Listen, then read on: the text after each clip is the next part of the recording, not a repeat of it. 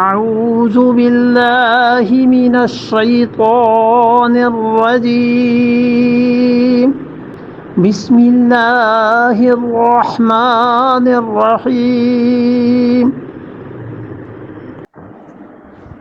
ومن الأنعام حمولة وفرشا كلوا مما رزقكم الله ولا تتبعوا خطوات الشيطان إنه لكم عدو مبين. فرماتے ہیں وَمِنَ الْأَنْعَامِ، اور جانوروں پہ پابندیاں لگاتے ہیں کہ یہ جانور مرد کھا سکتے ہیں، عورتیں نہیں کھا سکتی، اور مردہ پیدا ہو تو عورتیں اور مرد سارے ہیں.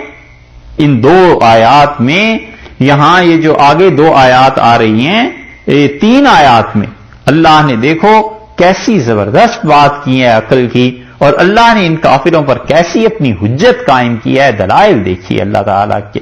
اس سے بہتر بات کس کی ہو سکتی ہے؟ وَمِنَ الْأَنْعَامِ، یہ جو واو ہے نا، اس واو کا عطف پڑ رہا ہے پچھلی آیت پہ. یہ جو پچھلی آیت ہے اس کا پہلا لفظ کیا تھا؟ وَهُوَ الَّذِي أَنشَأَ. ہاں، وَهُوَ الَّذِي أَنشَأَ، اور اسی اللہ نے پیدا کیے. ٹھیک ہے، واو.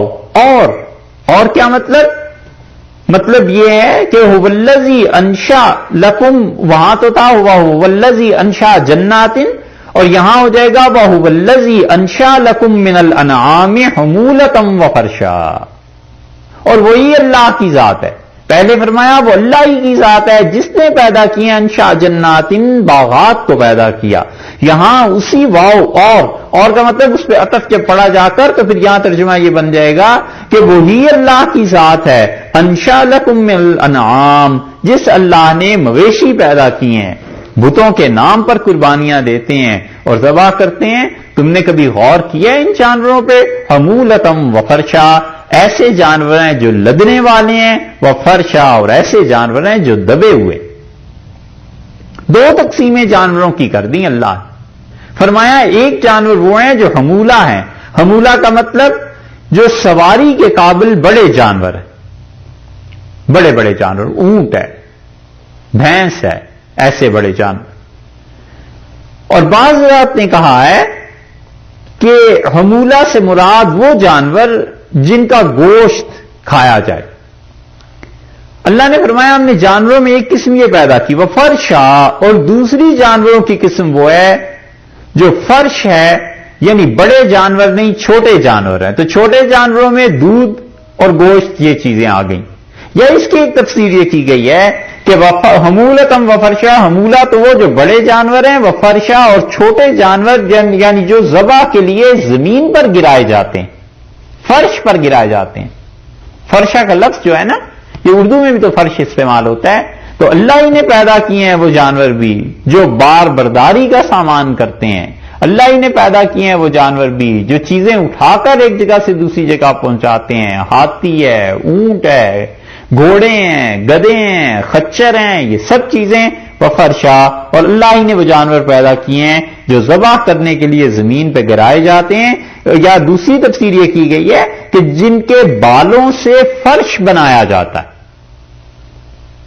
پشم ہوتی ہے نا، اس کے اوپر اون ہوتی ہے، تو اس سے فرش، چٹائیاں، چٹائیاں بھی نہیں، قالین بنائے جاتے ہیں. اللہ نے فرمایا وہ بھی تو ہم نے ہی پیدا کیے ہیں، پیدائش ہماری، اور دے رہے انہیں بتوں کے نام پہ.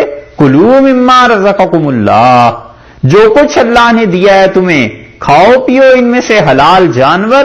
مما رزقکم اللہ، یہ ماں کا لفظ لے آئے ہیں، مطلب یہ ہے کہ اللہ کے علاوہ اور دینے والا ہے کون، ہمیں بتاؤ. اوپر تم نے زراعت کی، کھیتیوں کی بات سن لی، ہمارے علاوہ کون ہے جو ان پھلوں کو دے، ہمارے علاوہ کون ہے جو ان باغات کو دے.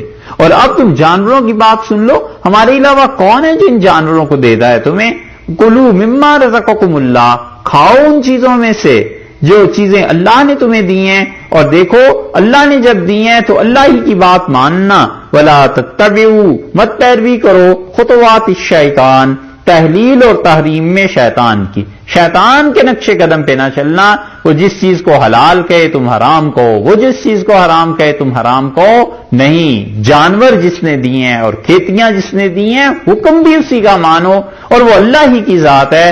اور دیکھو شیطان انہ لکم عدو مبین، وہ تو تمہارا بڑا کھلا ہوا دشمن، وہ تو چاہتا ہے کہ تم شرک کرو، وہ تو چاہتا ہے کہ تم خدا کو چھوڑ دو، وہ تو چاہتا ہے کہ یہ لگنے والے اونٹ اور بیل اور دبے ہوئے بکری بھیڑ یہ سب چیزیں اس کے نام پر تم دو اور اللہ کو چھوڑ دو۔ دیکھو خبردار مت ایسے کرنا، اللہ نے دیا ہے، اللہ ہی کے نام پہ ذبح